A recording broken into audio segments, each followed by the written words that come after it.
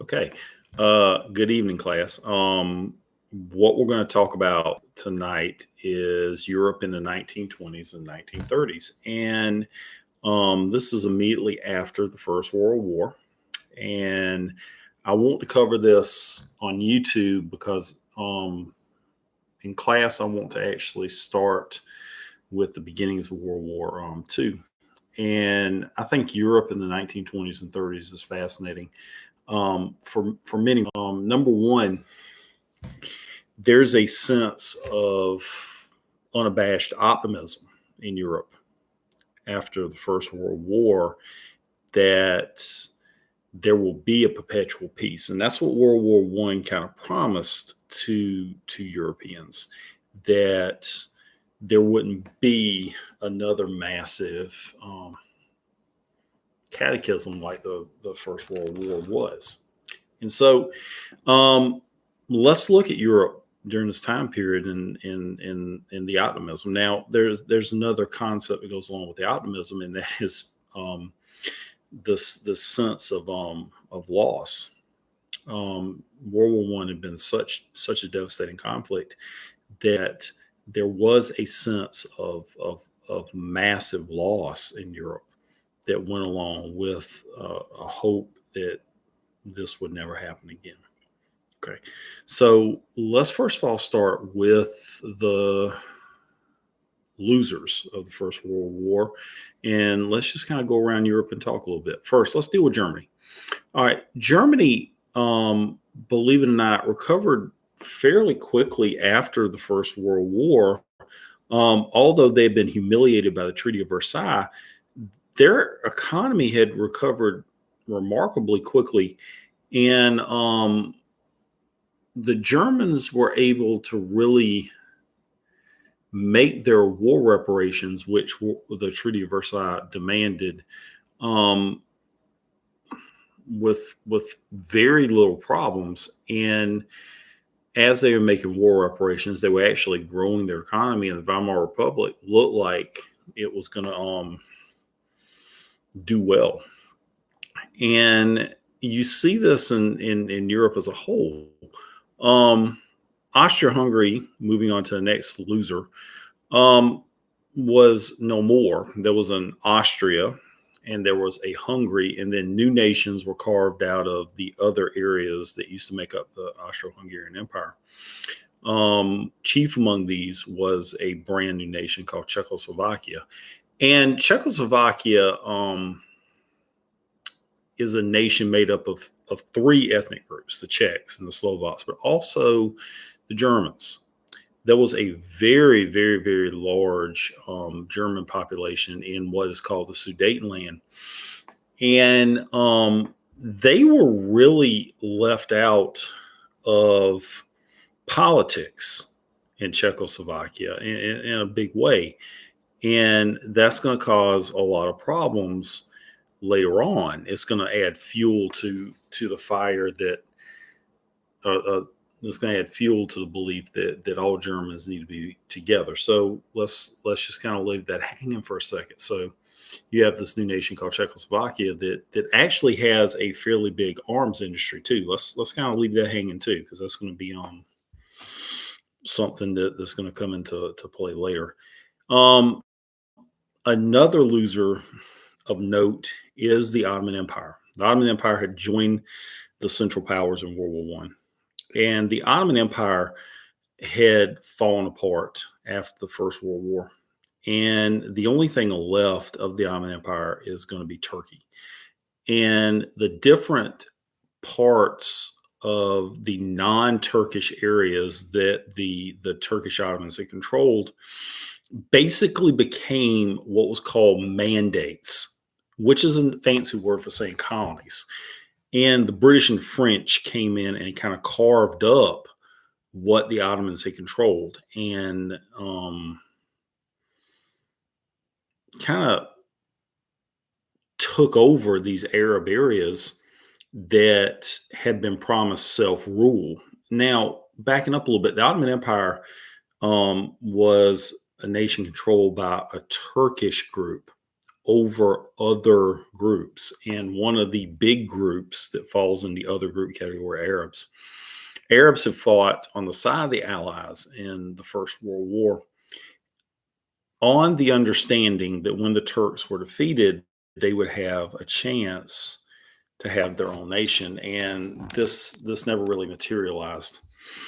And they ended up having new rulers, which is really going to rub the Arab population the wrong way. And that's going to cause problems for the world later. Okay, so Bulgaria was another loser, but they're a minor note at this point in time, so we're not really going to go into them at all. So now let's deal with some of the winners for a second. Okay, France. Let's deal with France for a second. All right, France is an interesting case for a winner. The French are on the winning side in the First World War, but they're so beat up at this point, and they're so shell-shocked as a society after the devastation of the Great War that they do not want any more conflicts. They are going to basically try to defend their nation by sitting behind this big, massive concrete structure that they build on the German border called the Maginot Line.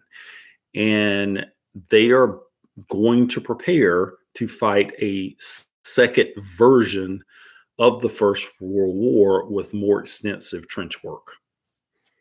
And they will develop new technology such as tanks. They will develop very good fighter aircraft, but they will use all this new technology as though it was 1914, 15, 16 all over again. And they will not have a lot of creativity in the way they use some of their technology. So France is really going to stagnate. They also are going to have a lot of problems with maintaining government. The government of France is going to be in a chaotic sense. Okay. And then Britain. Britain is probably, in my opinion, in the best position of any of the Allied powers after the First World War.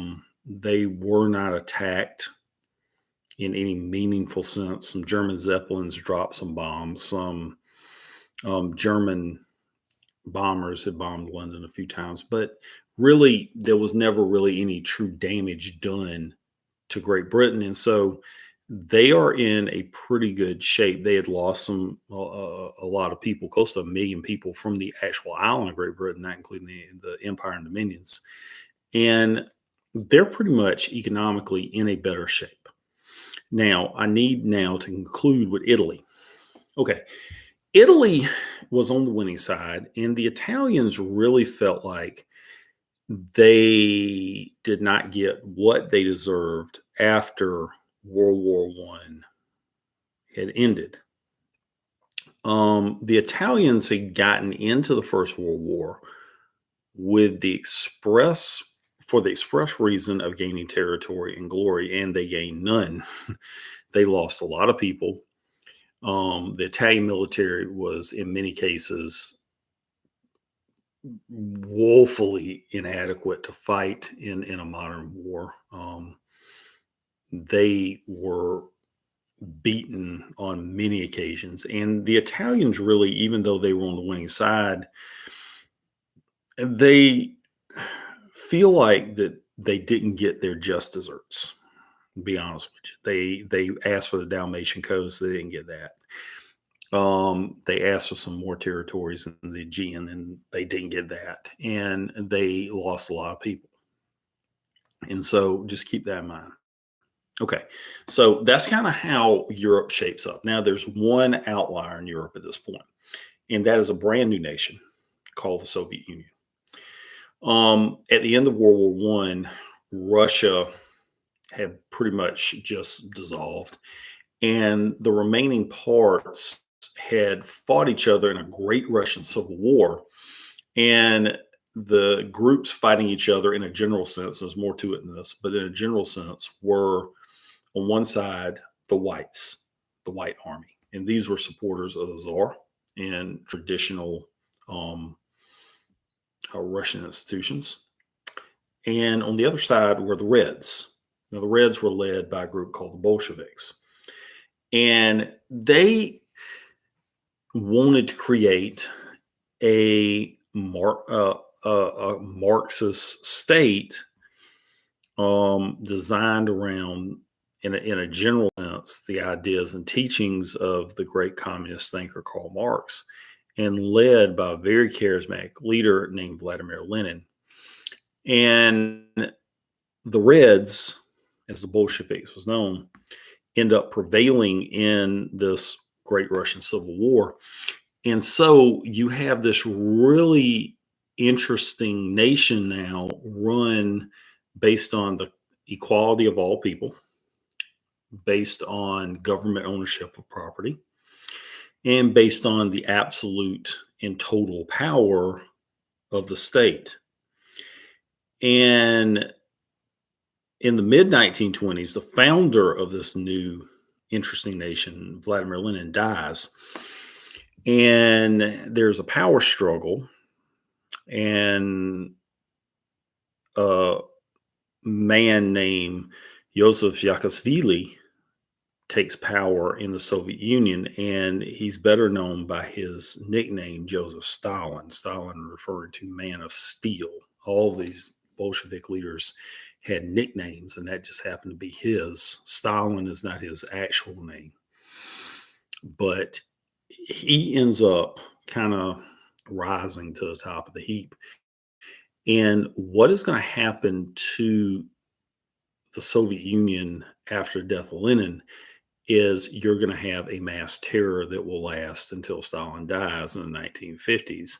And millions, close to 20 million Russians will end up being victims of this horrible madman who, in a sense, will modernize Russia in breakneck speed, but will do it on the backs of 20 million dead Russians.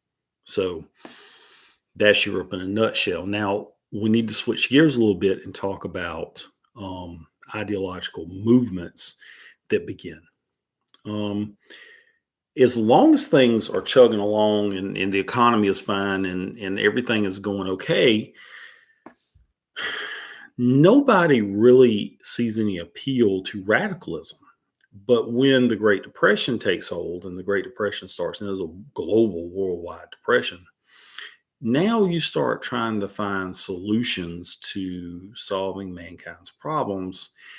And one of the first countries to turn to a more extreme governmental system is going to be Italy. They're not doing well because of the Great Depression. They feel like they have been, screwed over from the First World War and didn't get what they thought they were going to. And the Italians turned to a philosophy called fascism. Now, this is really uniquely Italian. The word fascism comes from a Roman concept of the fasciche, which was a bundle of sticks that was passed to whoever was in the leadership of the Roman Empire. And the fasciche was a symbol of power. A bundle of sticks cannot be broken. One stick can be. And you see this symbology in a lot of early American iconography. And it was a symbol of the Roman Republic and or the way the founding fathers of the United States viewed it. And so you see the fasciche in many American, in American context, but it becomes the symbol of this new political movement in Italy. And the word fascist comes from it, this bundle of sticks. They can't be broken. And the leader of the fascist movement in Italy is a former World War I soldier, a career journalist and newspaper man named Benito Mussolini.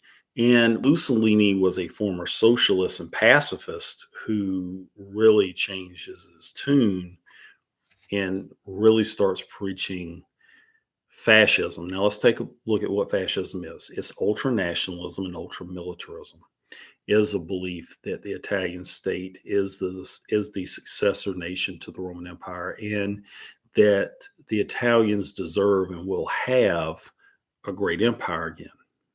And so that is fascism. Okay. As Germany falls into a depression, in Germany, the one thing Germany is known for in the Great Depression, if any of you know any concept of history, is the hyperinflation that hits Germany once things kind of do go south. And Germany goes through a lot of economic problems once the Great Depression does hit Germany. And as unemployment goes up, votes for the Nazi political party also rise. And the Nazi party started out as a small workers' socialist party. And Hitler, who was sent into the Nazi party to actually spy on them, becomes the spokesman and finally the leader of the Nazi party. And Nazism is kind of lumped in as a fascist movement. And fascism becomes a fashionable movement among many in Europe and throughout Western and Eastern Europe. Every society will have a fascist movement, including Great Britain. Great Britain will have a fairly strong fascist movement that will be led by some elements of the British nobility. France has a fascist movement. Sweden has a fascist movement. And in a little country called Spain, there's a civil war among fascists and non-fascists, and a man named Francisco Franco will take over Spain, and it will become the third fascist nation. And then countries such as Bulgaria will go fascist. And again, fascism is simply a blanket term for dictatorship that emphasizes extreme nationalism and glorification of the government and the state. And so that becomes an outlet for many who see no solution and no way out of the Great Depression. Okay, so at the eve of World War II, Germany, Italy, and Spain have fallen into fascism, dictatorship with a heavy nationalistic twinge. France has a very, very chaotic government with a very stagnant military who can't see past the First World War and really cannot see into the future of warfare. And they're hunkering down behind their Maginot Line, watching the Germans tear up the Versailles Treaty and rearm. And on the other end of Europe, you have the Soviet Union. Excuse me. And the Soviet Union is now fully under the grips of a madman named Joseph Stalin. And nobody really knows what's going to happen with the Soviet Union. So it's kind of a wait and see type of situation with them. Okay. And supposedly keeping the peace in all of this is an organization that was created after World War I called the League of Nations. And the League of Nations is a forerunner of the United Nations. And this organization try to maintain peace and is wholly ineffective at doing that. It is an organization with no power, and it will be completely useless in the next couple of years to try to maintain any semblance of peace and order. Okay, so that is a rundown of Europe during the 1920s and 30s. And so the next time we meet, and we'll meet in class by Zoom, we will actually talk about the beginnings of World War II. Thank you.